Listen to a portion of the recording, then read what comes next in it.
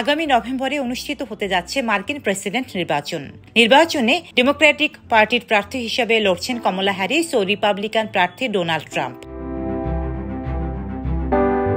নির্বাচন ঘিরে তাদের প্রতিদ্বন্দ্বিতা বেশ জমে উঠেছে। এর মধ্যে তারা সরাসরি বিতর্ক প্রতিযোগিতায় অংশ নিয়েছেন। তাদের জনপ্রিয়তা প্রায় কাছাকাছি। বলা চলে এবারের নির্বাচনে হাড্ডাহাড্ডি লড়াই হতে চলেছে।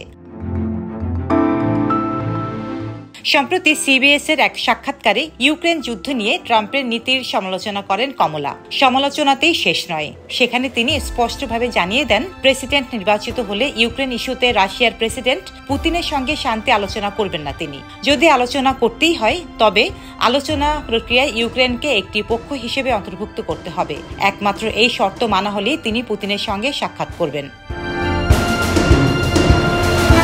এর আগে বর্তমান প্রেসিডেন্ট জো বাইডেন প্রশাসন পুতিনের সঙ্গে যে কোনো বৈঠকের সম্ভাবনা নাকচ করে দিয়েছিল। এবার কমলাও একই সিদ্ধান্তের কথা জানালেন।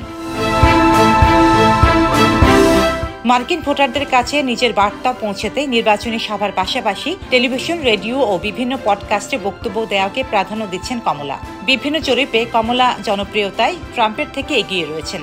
5 নভেম্বরে অনুষ্ঠিতব্য প্রেসিডেন্ট নির্বাচনে ট্রাম্প কমলা হাড্ডাহাড্ডি লড়াই হতে পারে বলে ধারণা করা হচ্ছে। অনুষ্ঠানে যুক্তরাষ্ট্রের বর্তমান অর্থনীতি নিয়েও কথা বলেন কমলা। বলেন, দেশে এখন বেকারত্বের হার ঐতিহাসিকভাবে সবচেয়ে কম, তবে জিনিসপত্রের দাম এখনো অনেকটাই বেশি বলে স্বীকার করেন তিনি।